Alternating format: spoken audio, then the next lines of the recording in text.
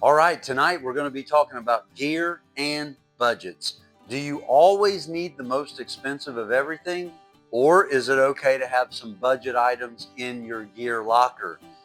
Tonight we're going to talk about that, when to go premium, when to go budget, or if you should ever go budget.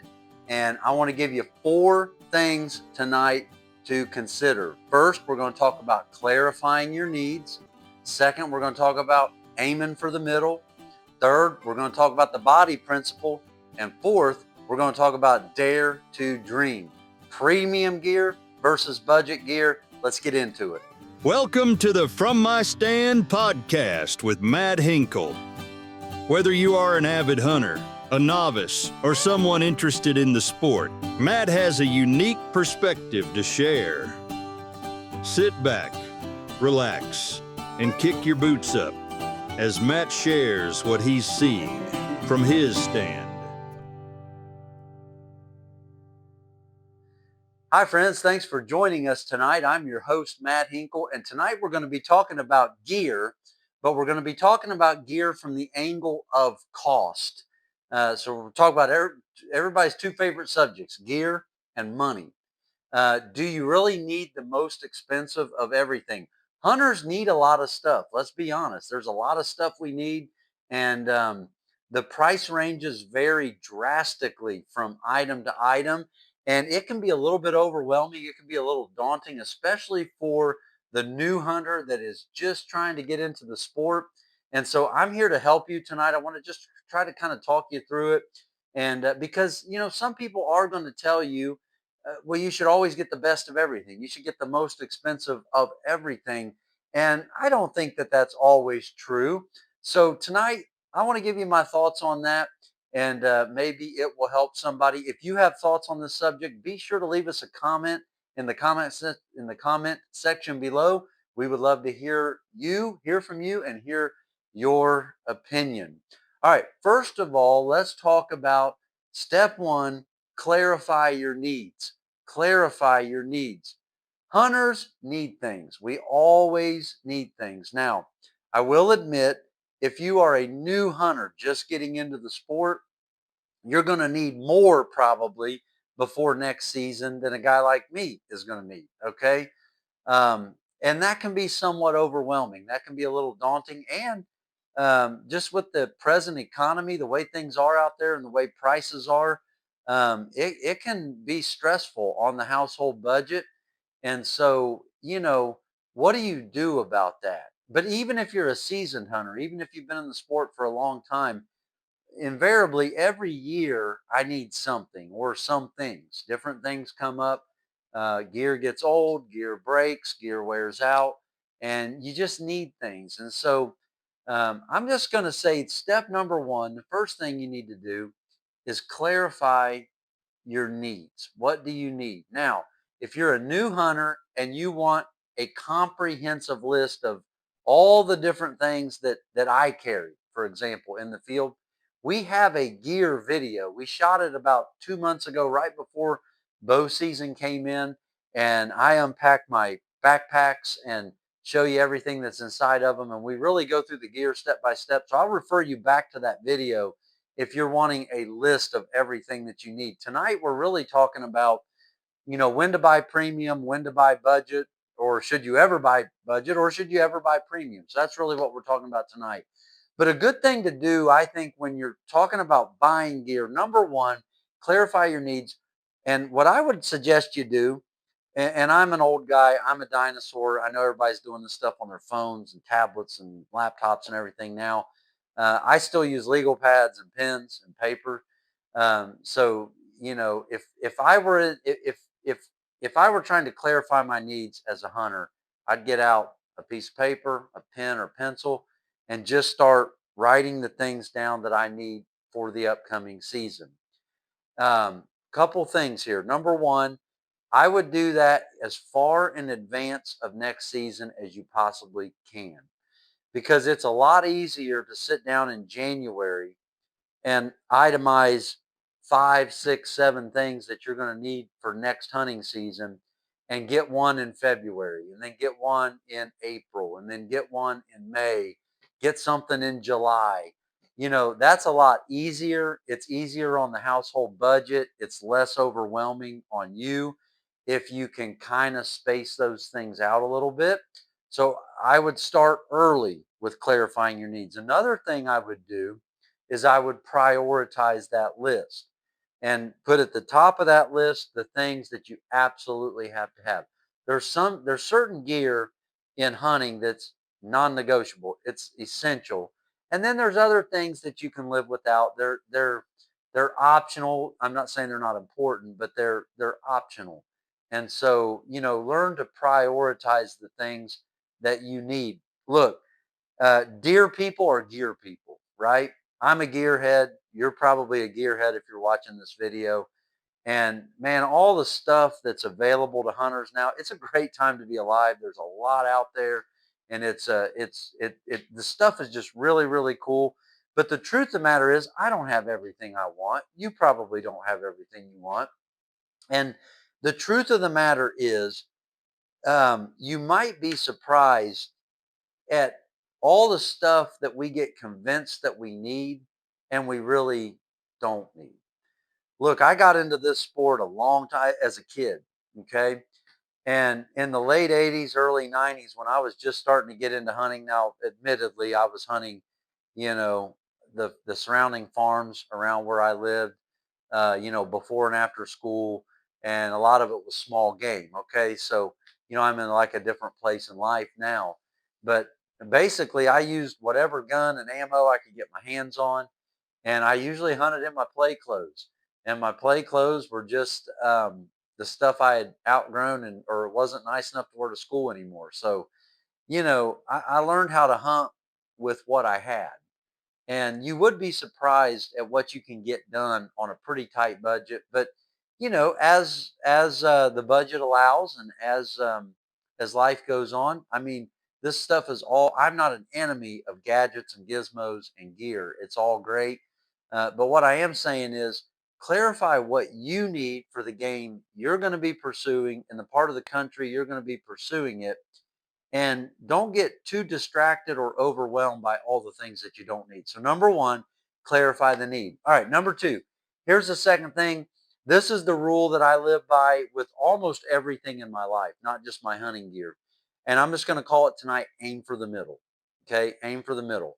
What I mean by that is most of the time, the gear that you need for hunting, you can accomplish your objectives and your goals by getting medium price range gear.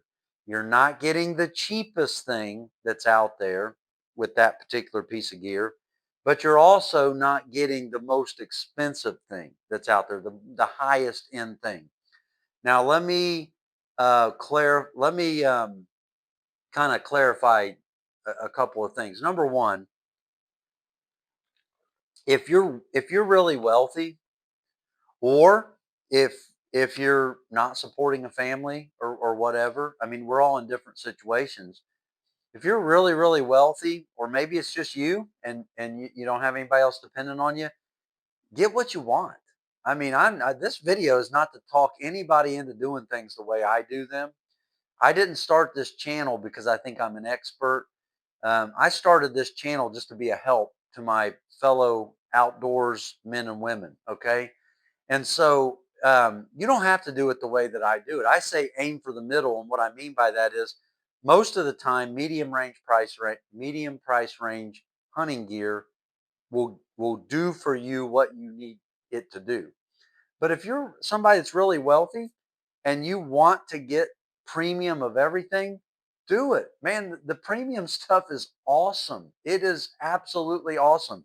I was in camp last year with a guy that has um, uh, better glass than I do. He had a really nice spotting scope, and I mean, it was super nice. It was the nicest glass I've ever looked through, and I was having a ball with that thing. I was sitting in camp, and I was looking at you know ridges miles away, and I'm like, man, I can't believe what I can see with this thing.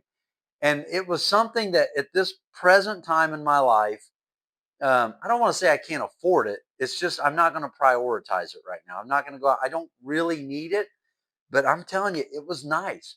Premium gear is awesome. If you're in a position to get it, get it. It's great. Okay. It'll probably last you your whole life. So if you're in a position to do that, do that. But what I'm here to do tonight is to talk to the guy that maybe, your kids are young, you're right in the middle of your mortgage, you're right in the middle of your career.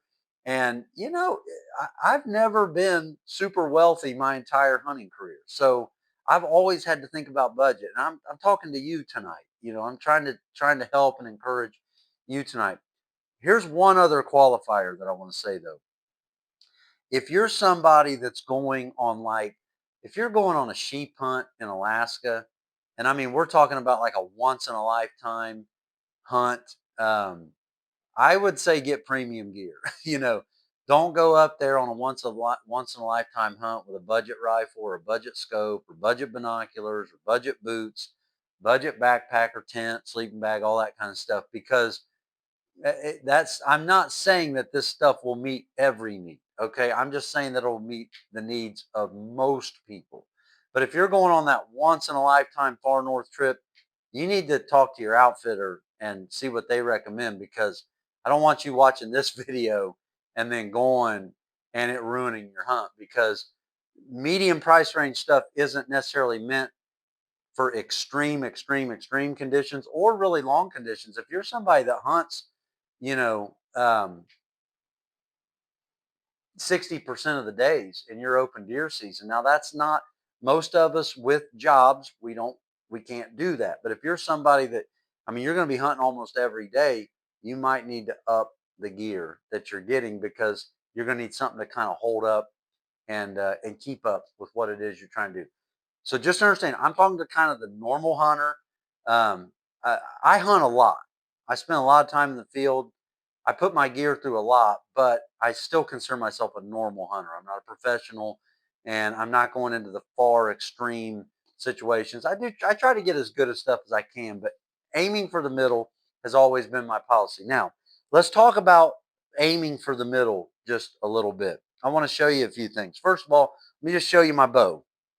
You've seen my bow before on other episodes, but right now, this season, and I killed a deer with this bow. I've actually still got I've still got the kill arrow on there in my quiver.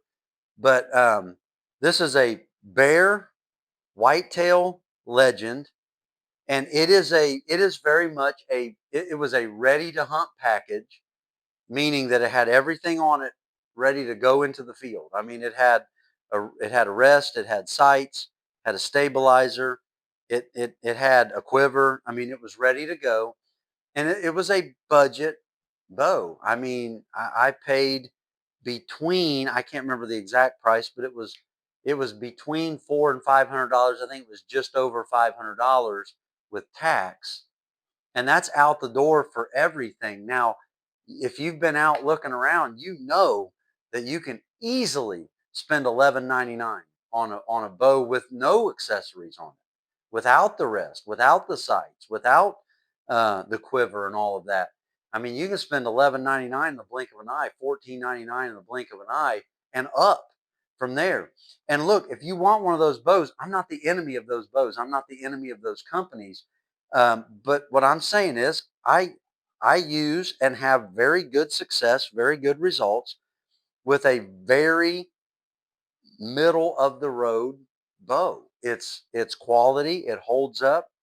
I mean, I hunt pretty hard with my stuff, and this bow holds up. Also, my main deer gun for my home state.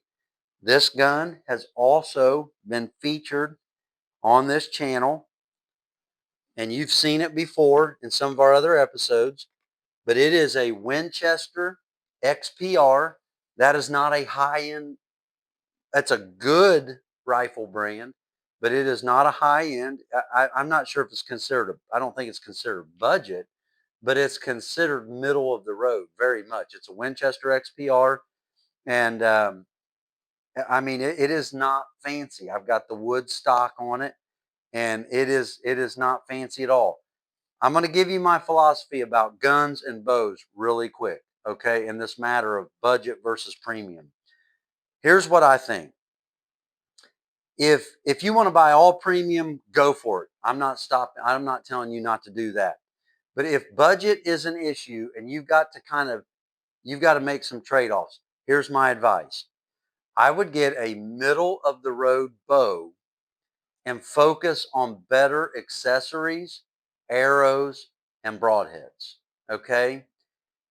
A $1,500 bow will not make a junk arrow good, or a junk broadhead good, or a junk rest good, or a cheap, junky sight pin good.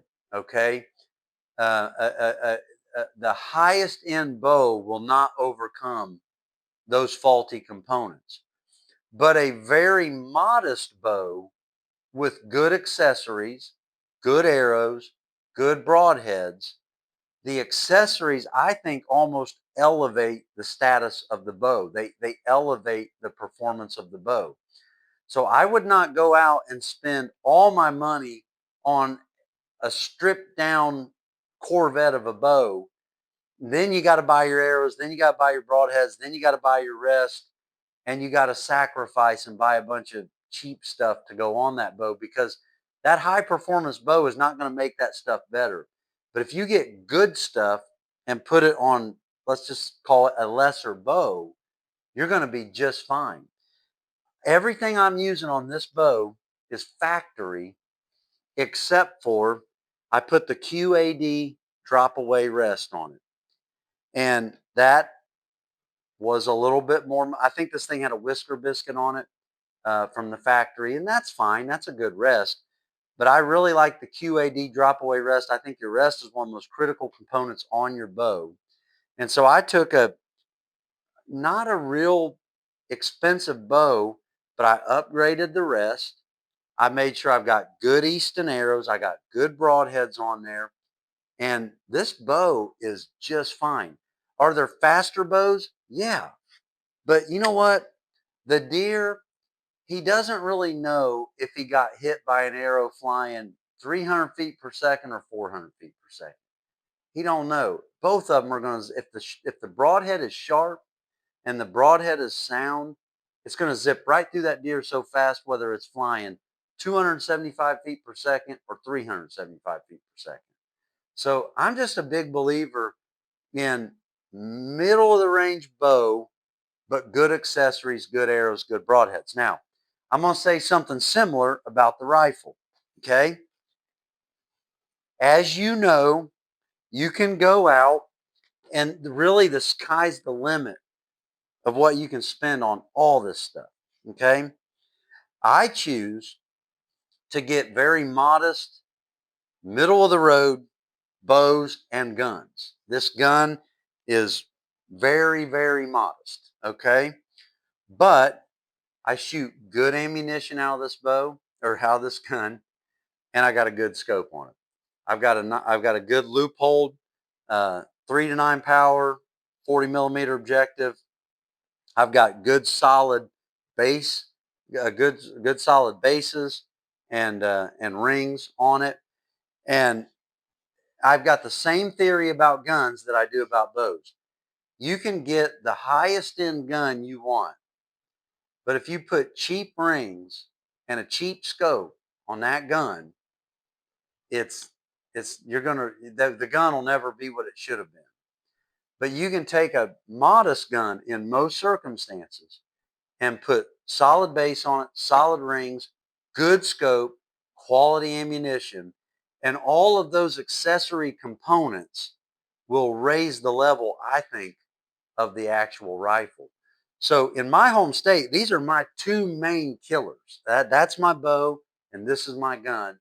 Neither one of they're both I aimed for the middle, and then I just make them a little bit better by making sure my components on them are good.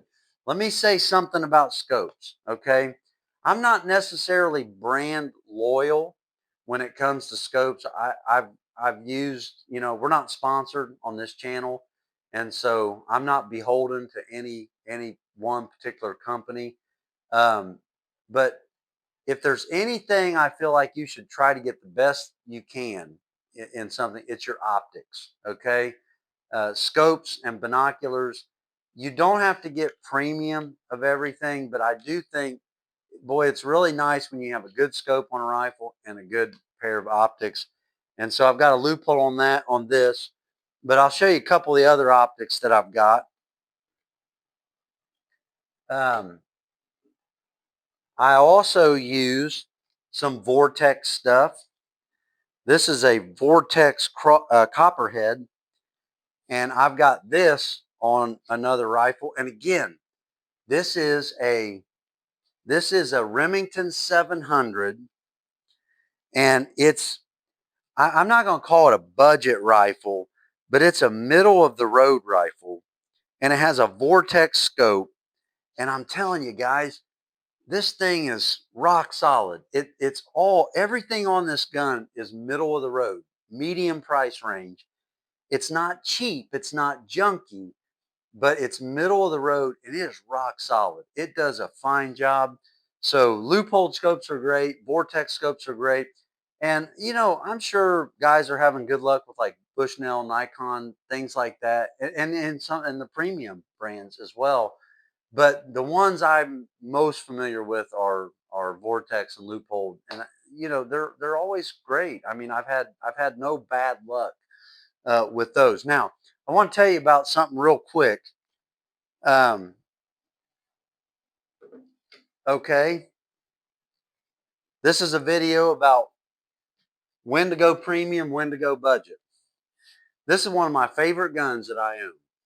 Okay, I've got like an emotional connection to this setup. This is my squirrel rig. Okay, it's a Savage Mark II 22 long rifle, and it's got a Weaver scope on it. The bases, the rings, and the scope all came with it. It was a ready to hunt package. I put the leather shoulder sling on it. But I mean, this whole thing out the door was like, I think it was like $239. That is a budget setup. Okay. That's not very expensive. This thing is a tack driver. I have killed tons of squirrels with it. And again, it's budget, but it's solid and it works. So in the rimfire department, you don't have to buy the highest end of everything. This Weaver scope, I probably wouldn't put it on my 7mm. It is not going to probably take that kind of recoil, but on a rimfire, it does fine. You can just kind of, with your gear, you'll get the hang of learning to aim for the middle. When do you need the higher end stuff? When do you need the budget stuff? I want to show you my muzzle loader. This is the one, to be quite honest with you, I've never quite figured this out. All I know is it works. Okay. Some of you's in the comments, you might beat me up a little bit for this, and that's okay. This is all a discussion, right? That's what these episodes are. So this is my muzzleloader. It's my CVA Optima. I featured it in a video a couple of weeks ago. It's a great rifle. Killed deer with it. It's just awesome. I love it. But I want you to look at this scope that's on here. I have had this scope forever and ever and ever. I don't even know what year I got it. It's a 1.5 power to 4.5 power. It's a 32mm, and it is a redhead scope, which means it's the Bass Pro house brand. Okay. I don't even know who makes that scope, but I will tell you this, it was a cheap scope when I got it. It was advertised as a shotgun scope, so I kind of figured, and this was at a time in my life when no, I don't have tons of money now, but I didn't have any money then. And I bought this scope because it was the only thing I could afford, and it was built as a shotgun scope. And I'm going to tell you something about this little scope. It is a cheap scope, but it has absolutely never failed me. I have no idea. I keep thinking it's bound to fail because it's not a high-end scope at all. It's not even a middle range scope, but it works. So every once in a while you can find something. What I'm saying is every once in a while you'll find something in the cheaper end of things that just works. But normally I say aim for the middle. And then I want to show you a scope. And this scope, the only reason I've kept it is to explain to people what I'm getting ready to explain to you. This scope has no markings on it anywhere except for the variable power marks. It's a 3 to 9. And then it's got this here. It says 3 to 9 by 40. And other than that, there's no markings. I got this scope when I bought a gun. It just came with the gun in a combo kit. And the reason I'm bringing this up, I would be very leery of scopes like this. Um, I'm not sure who makes this, but it is a very, very cheap scope. It came with the setup. There's no names on it. And I decided when I bought the gun, I would try it out, see what happens. What's the worst that could happen? And, well, I found out what the worst thing that could happen was. I took it to the range. It doesn't work. It just doesn't work. I would shoot a group. The gun was grouping, but when I would move my, windage and elevation turrets on this scope, they wouldn't move. So there's something wrong with this scope, but it's super cheap.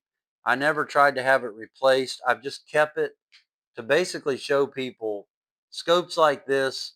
I wouldn't fool with them.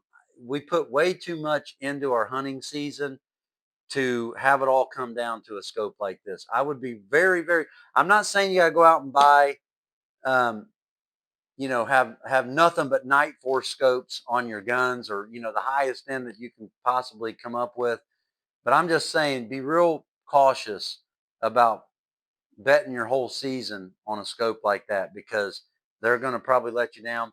Then while we're talking about optics, let me just show you what I use for binoculars. I love these. These are about my favorite. These are Vortex Crossfires 10 by 50, and I've had these for about 5 years. That is a really, really good set of binoculars, and I really like them. And I bought them during an off-season sale, and the um, the harness came with them. I got the harness for free, so that all came for free by buying the binoculars. So, and again, these are middle of the road. They're not Tasco. They're not the cheapest you can buy, but they're not the highest end premium either. All right, so what have we said? Number one, clarify your needs. Number two, aim for the middle. Most of the time, you can buy middle of the road, medium price range gear, and you'll be just fine. All right, number three, let's talk about real quick the body principle. The body principle. What I mean by that is this. I would try to get as good of gear as you can get on anything that's going to make contact with your body or your game's body. Okay? If it's going to touch your body or if it's going to touch their body, I would get the best gear that you can. Now, we've already kind of alluded to this on the deer's body. You want to make sure your broadheads are good, because that's the point of contact that's going to hit that animal, and you owe it to that animal. Don't be flinging a Bic razor at that animal. You need to shoot a well-established, reputable brand broadhead. If it's a mechanical, make sure that it's a brand that has a reputation for deploying consistently, because guys, we need to show respect for the game that we hunt. And if you're going to shoot a bullet or shoot an arrow at a live animal, you owe it to that animal to kill it quickly and humanely as possible. And so I would say get the best ammo you can get the best arrows you can get the best broadheads you can get, because that's going to touch the body of that game you're after, and you just owe it to them, man. Put them down humanely, put them down quickly. All right. Then I'm talking about stuff that touches your body. I'm going to tell you something right now. Poor pair of boots, poor pair of gloves, a bad hat, an insufficient coat can ruin a hunt. It can ruin that hunt. And so what I'm getting at is, don't go out and spend $2,500 on a custom rifle and then make your boots an afterthought. because you're going to have all that rifle, but you're going to be miserable because your feet are going to be wet or your feet are going to hurt. So, you know, unless you're just really wealthy, you're going to have to kind of figure your budget out. And what I'm saying is, don't cut corners on anything that's going to touch your body. Okay. We've got stuff. I'll just show you real quick. For my leathers, I wear Rocky. And Rocky is not a high-end premium boot, but it's a good boot. That's a good pair of boots. I hunted in New York last year. And man, we put upstate New York up in the Adirondack Mountains, and we put a lot of miles on those boots, and they held up just fine. They did really good. And that is a very middle of the road set of boots, but it's adequate. Okay. For my rubbers, I use Irish setters, at least. Now, I've used other brands, but these are what I'm using these days. Again, that's a very medium, middle of the road price range. Those are comfortable. They're kind of form fitting. They're insulated, and they're awesome. I love them. I'm like in my third season with those. I've got no complaints at all about them. Now, my son, these are his boots. Now, we got these at Walmart. They were not the cheapest boots they had, but my son is growing. And this is definitely not going to be his long-term boot. Um, but we got these. They're insulated. They're rubbers. Um, they did just fine.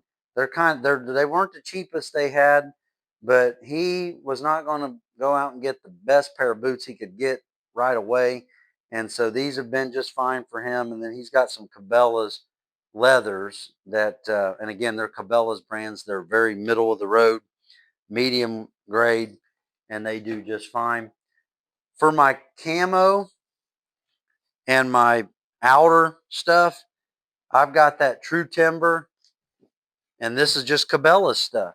I got all this at Cabela's, I think, and pretty sure I did. I've had them for a few seasons, but I like for my uppers and lowers to match. But I mean, it's not, man, when I was a younger hunter, I got stuff from Army surplus and just whatever I could piece together.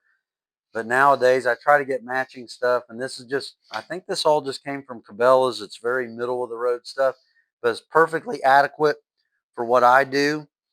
For my gloves, I just like those wool gloves. That's just what I'm used to.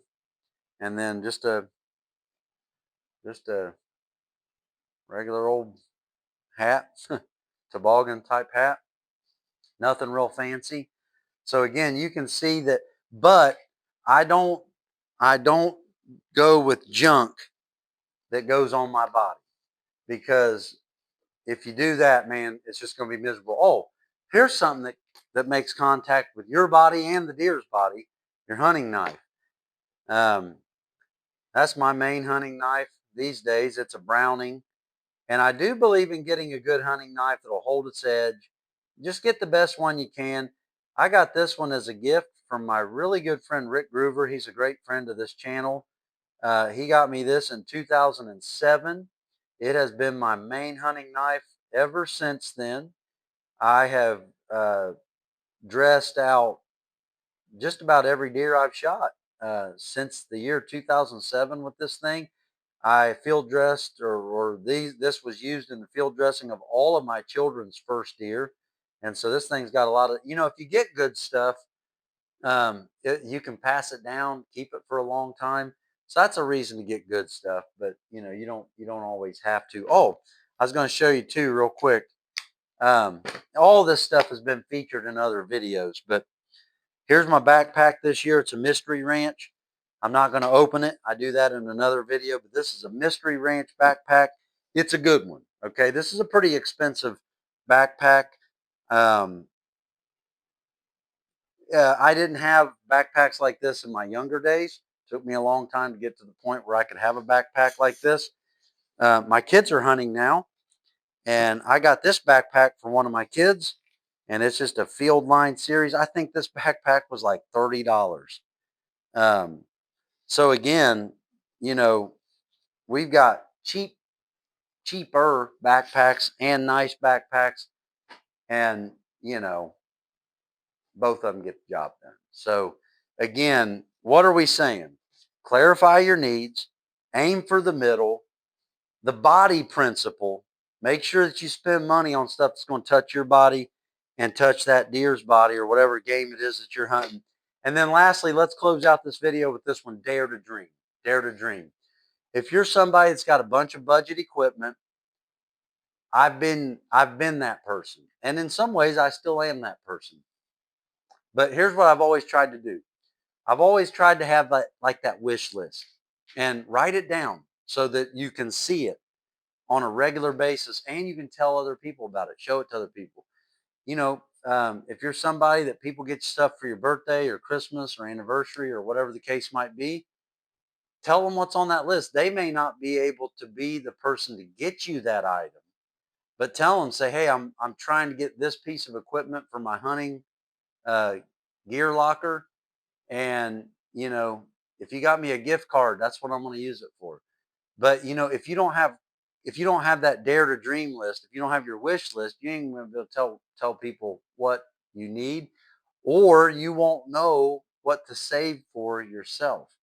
I think there's a lot of joy in not getting everything you want right away, but kind of putting something out there on the horizon that you got to kind of work towards, save towards. And then it just makes it that much better when you get it. So what have we said in this video? 4 things about how to determine whether you want premium or budget items. Here they are: clarify your needs, aim for the middle, the body principle, and dare to dream. Well, I hope this video has been helpful to you in some way. I've enjoyed doing this and spending this time with you. We're having a great time with this channel. The channel's been really growing lately.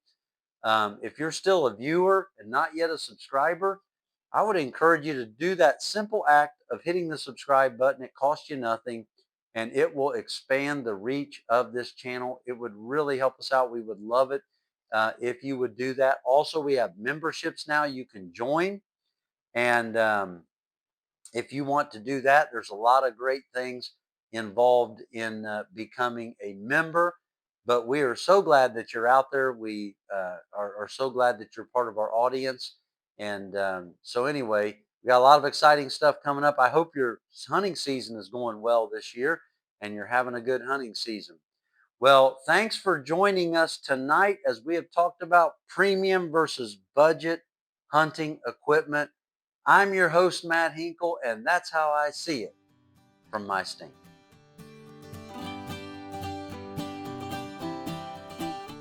Thank you for listening today. Be sure to tell your buddies and follow us on your favorite podcasting platforms. Y'all take care.